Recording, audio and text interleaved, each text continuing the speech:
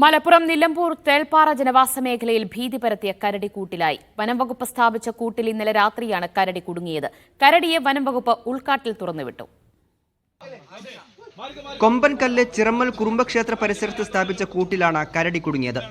രാത്രി 11 മണിയോടെ കൂട്ടിലകപ്പെട്ട കരടിയെ പുലർച്ചെ നെടുങ്കയം ഫോറസ്റ്റ് ഓഫീസിലേക്ക് മാറ്റി. Nilambur south DFO, Kalikavu range officer ഉൾപ്പെടെയുള്ളവർ കരടിയുടെ ആരോഗ്യനില പരിശോധിച്ചു. പൂർണ്ണ ആരോഗ്യവാനായ കരടിയെ ഉച്ചയോടെ ഉൾവനത്തിൽ തുറന്നുവിട്ടു. കവളമുകട്ട, ഒളർവട്ടം, കൊമ്പൻകല്ല്, TK കോളനി മേഖലയിൽ ഒരു വർഷത്തിലേറെയായുള്ള ഭീതിയാണ് കരടി കൂട്ടിലായതോടെ ഒഴിയുന്നത്. പലപ്പോഴും നാട്ടുകാർ കരടിയുടെ ആക്രമണത്തിൽ നിന്ന് രക്ഷപ്പെട്ടത് തലനാരിഴയ്ക്കാണ്. പ്രദേശത്ത് കർഷകർ സ്ഥാപിച്ച തേൻപെട്ടികൾ തകർത്ത് തേൻ കഴിക്കുന്നതും ക്ഷേത്രങ്ങളിലെത്തി നെയ്യും എണ്ണയും ഭക്ഷിക്കുന്നതും കരടിയുടെ പതിവായിരുന്നു.